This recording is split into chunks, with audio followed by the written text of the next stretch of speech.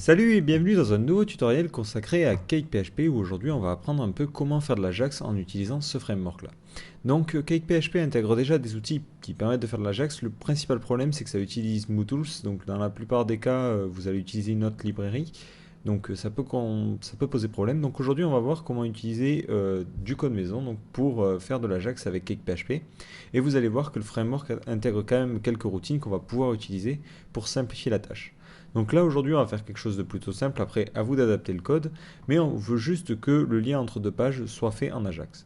Donc ici on a une première page classique avec un lien, et quand je clique dessus, ça charge le contenu suivant et ça le positionne ici directement en Ajax. Donc je vais supprimer ce que j'ai fait et on va repartir de la base. Donc j'ai deux pages homme et test qui ont chacune une vue et pas de base de données. Et ces deux pages, je vais vouloir les lier directement en Ajax.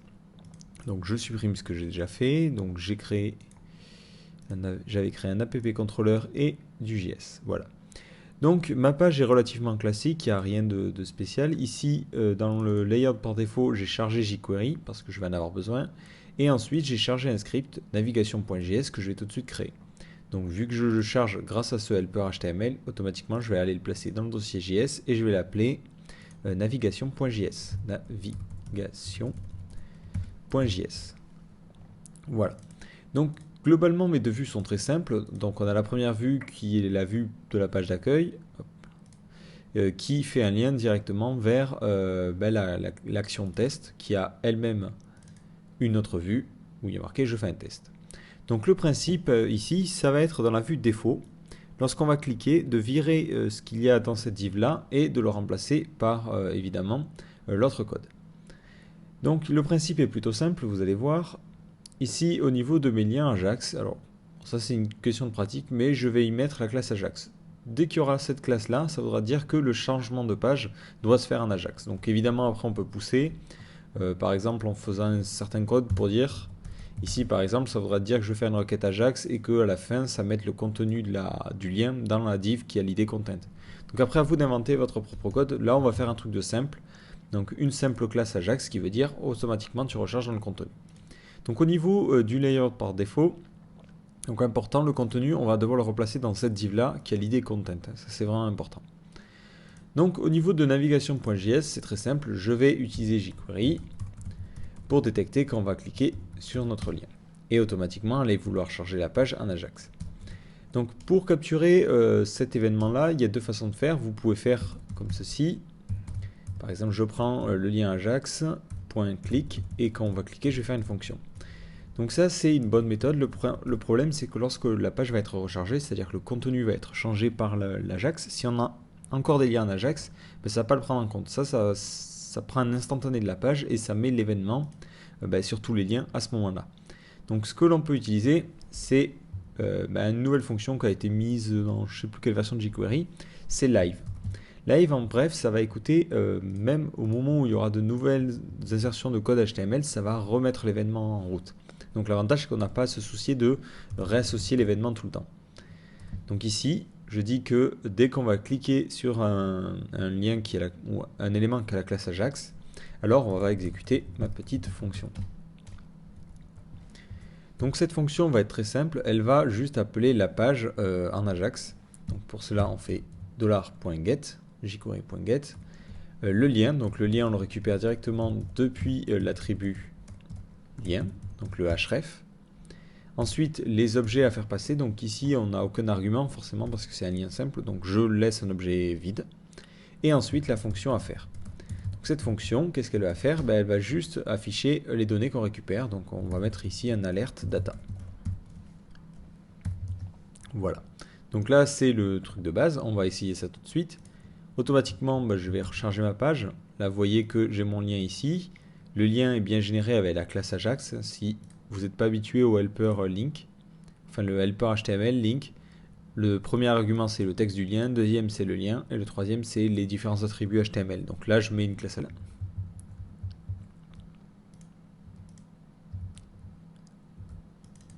Ici, évidemment, il faut mettre un return false pour éviter que il essaie de cliquer sur le lien et quand même nous rediriger vers la page suivante. Donc return false.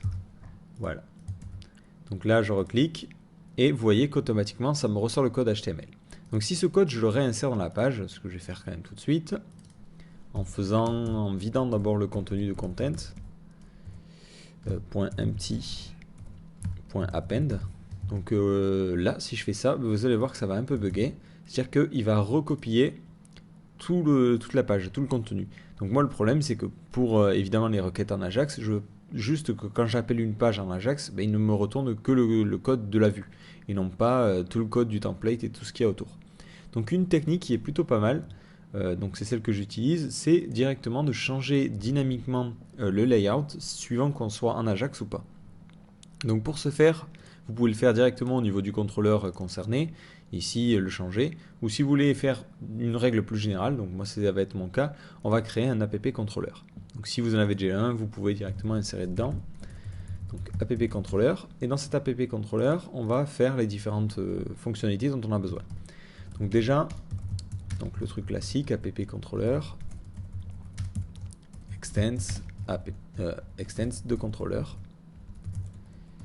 Donc on va avoir besoin d'un composant particulier qui est le composant requestHandler qui permet d'avoir pas mal d'informations sur la requête qui a été faite pour afficher une page. Donc requestHandler. Donc ici je vous le montre avec un before filter, si je fais un debug de this-requestHandler,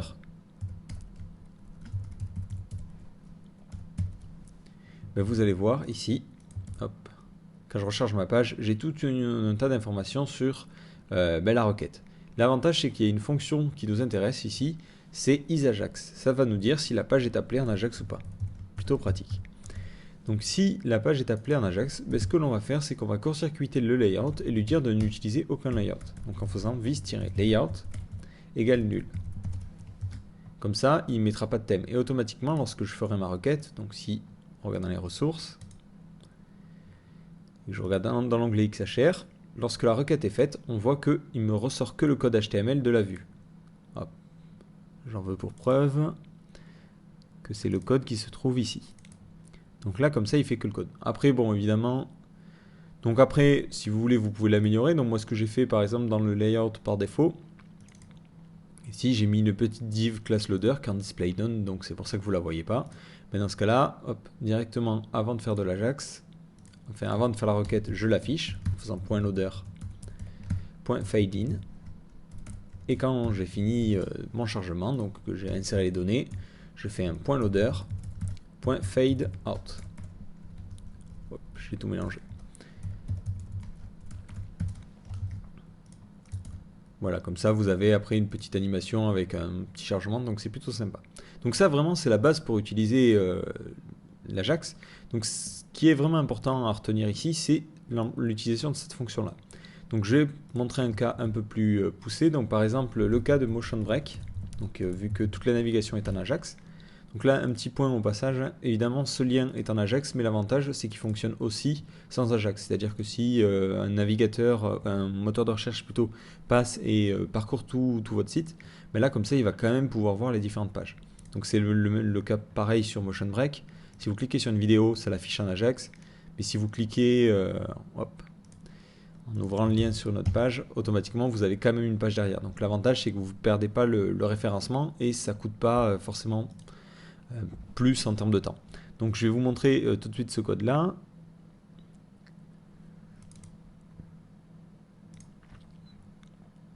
Donc ici en fait dans le contrôleur directement j'ai vérifié si on est en Ajax ou pas. Hop. Donc voilà, là c'est la page pour voir une vidéo. Donc classiquement je fais mes requêtes, j'utilise mes modèles pour récupérer les contenus et au moment où je vais pour rendre la vue, il y a deux solutions. Ou je suis en Ajax et dans ce cas-là, les tableaux à retourner, je les ressors en JSON pour qu'ensuite mon code JavaScript puisse les traiter et j'exit afin qu'il n'affiche pas la vue. Ou sinon, directement je mets mes tableaux et je laisse KPHP faire la magie et afficher la vue. Donc là vous voyez que l'avantage c'est que vous allez pouvoir avoir un seul code pour à la fois la version Ajax, donc qui aura un léger traitement supplémentaire, donc ou qui retourne les variables en JSON ou qui affiche la vue sans layout, ou vous pouvez avoir une version qui est appelable directement sur le navigateur sans Ajax. Donc ça c'est plutôt sympa pour le référencement. Donc voilà, bon, je ne suis pas rentré dans les détails ou fait un exemple plus précis parce que bon, vraiment l'Ajax ça dépend vraiment des cas. Donc vous pouvez faire tout ce que vous voulez, même poster des formulaires, il n'y a pas de problème. Donc après, à vous d'adapter cette méthode, mais globalement, le gros de l'astuce réside dans cette condition-là pour tester si on a charge une page ou pas en Ajax. Donc voilà, j'espère que ce tutoriel vous aura aidé. Donc si vous avez des questions, n'hésitez pas à les poster dans la section questions.